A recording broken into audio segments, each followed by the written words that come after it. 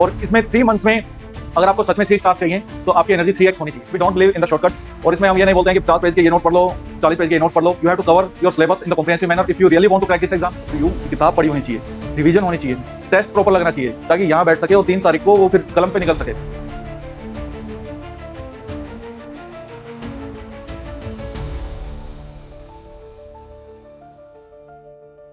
Welcome back to AVKS academy. मैं नवीन शौकत एक बार फिर से स्वागत करता हूं एवीकेएस प्लेटफॉर्म पे। लास्ट वीडियो में हमने डिस्कस किया था we will provide you 90 days road map और स्टडी प्लान, और we can say it's a master plan for your next 3 months. Already we have started the free initiatives for the paper on classes, जिसमें हम world mapping, ancient history, Indian economy ये सब cover कर चुके हैं। Further subjects we will cover सून। इसके अलावा for the free mentorship for the paper 2 we have started on the YouTube and the Telegram. अगर आपने वो ज्वाइन नहीं किया है तो उसको ज्वाइन कर लीजिएगा। डेली बेसिस पे एक टॉपिक मिलता है, स्टूडेंट्स उसको लिखते हैं, अपलोड करते हैं और सेल्फ इवेलुएट करते हैं या एक दूसरे का इवेलुएट करते हैं। Meanwhile we are providing the mentorship classes on the YouTube. 6 classes already upload कर चुके हैं। उसमें ये बताते हैं कि किस तरीके से आपको अप्रोच क्या होनी चाहिए, मॉडल आंसर्स की हेल्प से आपको चीजों को कवर करवाया जाता है।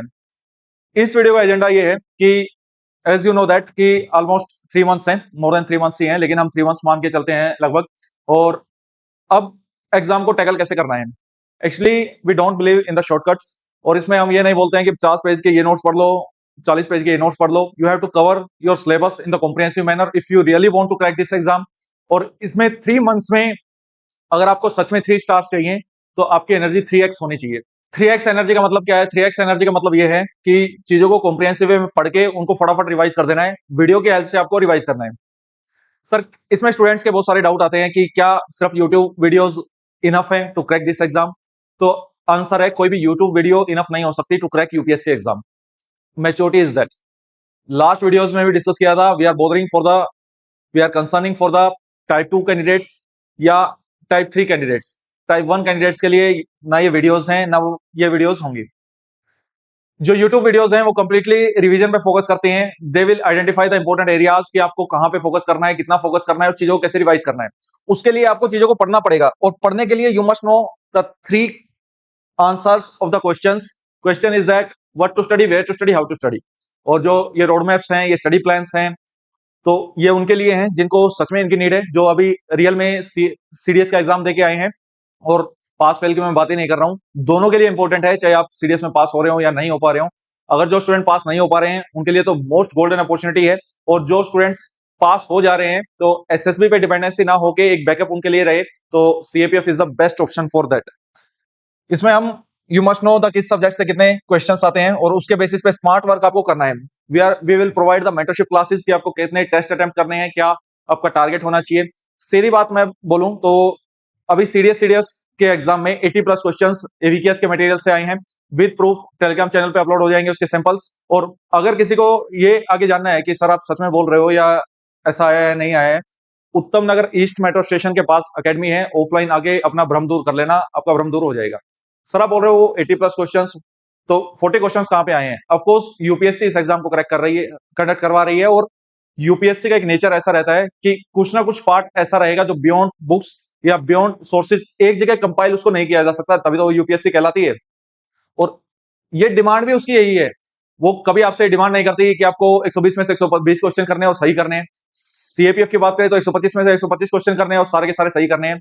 मेरा ऐसा मानना है कि सपोज कि 125 क्वेश्चंस आपके आते हैं, तो आप 25 क्वेश्चन छोड़ दो। 25 क्वेश्चन हमेशा ऐसे रहेंगे जिनमें आपको कभी हवा नहीं लगेगी ये क्वेश्चन आया कहां से। चाहे उसमें हिस्ट्री की बात करें, चाहे मैथ्स के ज्योमेट्री वाले पार्ट की बात करें, या कुछ साइंस के ऐसे पार्ट बात करें, या ज्योग्राफी की बात करें, तो मिक्स है। 25-26 क्वेश्चन हमेशा ऐसे रहते हैं। ऑन एवरेज हम बात करें तो 25 क्वेश्चन ऐसे रहेंगे जब आपको पता भी नहीं लगेगा। स्टूडेंट उन 25 क्वेश्चन को लेकर हमेशा तंग रहते हैं, उन 25 क्वेश्चन को लेकर यूट्यूब पे कमेंट करते रहते हैं। यूट्यूब पे कमेंट करने से ऑफिसर थोड़ी बन जाओगे उस चीज पे, अगर आप इस चीज को इन 25 क्वेश्चंस के लिए भटक रहे हो तो। Main your target should be that कि आप सपोज 100 क्वेश्चंस अटेम्प्ट करते हैं, सीएपीएफ की बात कर रहा हूं 2025 के एग्जाम की, और 100 में से कोई भी ऐसा कैंडिडेट नहीं रहेगा, ये इम्पॉसिबल है कि उसने 100 के 100 ठीक कर दिया। उसमें से हमेशा वो क्वेश्चन गलत कर देगा, लगभग 20 क्वेश्चन गलत करेगा। मैं रफली कैलकुलेशन के लिए ऐसा ज्यूम करता हूं कि सपोज 21 क्वेश्चन उसने गलत कर दिए, 21 क्वेश्चन उसने गलत कर दिए, तो ठीक है, उसके करेक्ट क्वेश्चन कितने हुए? उसके करेक्ट क्वेश्चन हुए 79। अब जो ये क्वेश्चन उसने गलत किए हैं, तो मींस ये भी तो इसी कारण से उसने गलत किए होंगे कि या तो उसने जो पढ़ा वो अधूरा पढ़ा, बुक्स हो सकता है रिस्पॉन्सिबल हो इस चीज के पीछे, या हो सकता है उसको बुक्स में वो गिवन था उसको सही से याद नहीं रह पाया, वो रिवाइज नहीं कर पाया टाइम पे।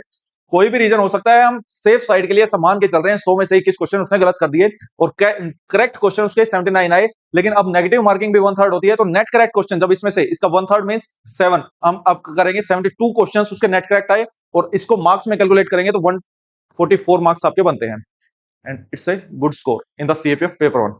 जो ये स्कोर करता है अब उसका टारगेट होना चाहिए पेपर 2 के लिए और उसका टारगेट होना चाहिए इंटरव्यू वाले पार्ट के लिए।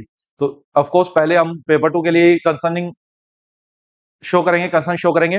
क्यों उसके लिए कंसर्न शो करेंगे? क्योंकि 3 अगस्त को वही एग्जाम होने जा रहे हैं, पेपर 1 पेपर 2 इंटरव्यू में अभी बहुत समय बाकी है उस चीज के लिए। 2025 के मैं कैंडिडेट्स की बात कर रहा हूं।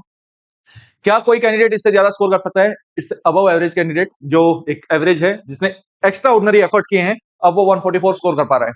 लेकिन कोई ऐसे भी कैंडिडेट्स होंगे जो ऑलरेडी अबव एवरेज है, वो एक्सीलेंस लेके आ सकता है, तो ऑफकोर्स वो 155 प्लस जा सकता है, वो इजिली जा सकता है, लेकिन एक्सीलेंस उसको अचीव करनी पड़ेगी उस पर्टिकुलर सब्जेक्ट के लिए।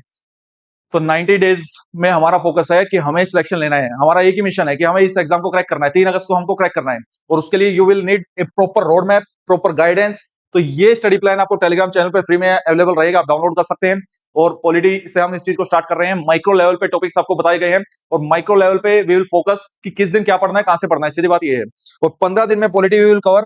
टेस्ट आपको साथ के साथ लगाने पड़ेंगे इसके लिए, चाहे आप एवीकेएस के प्रतिभा टेस्ट ऑप्ट करें या कहीं बाहर से टेस्ट ऑप्ट करें। कोई स्टूडेंट ऐसा सोच रहा है कि मैं जीवन में कोई भी 1 रुपया नहीं खर्च करूंगा और मैं घर बैठे बिना मेहनत किए ऑफिसर बन जाऊंगा, तो ये सबसे बड़ा भ्रम है दोस्त उसका, वो बेवकूफ रहेगा, उसका कुछ नहीं होने वाला। आपको मेहनत करनी पड़ेगी, आपको टेस्ट सीरीज प्रैक्टिस करनी पड़ेगी, you can't skip the test series. आप कोर्स लेते हैं नहीं लेते हैं, इट्स अप टू यू।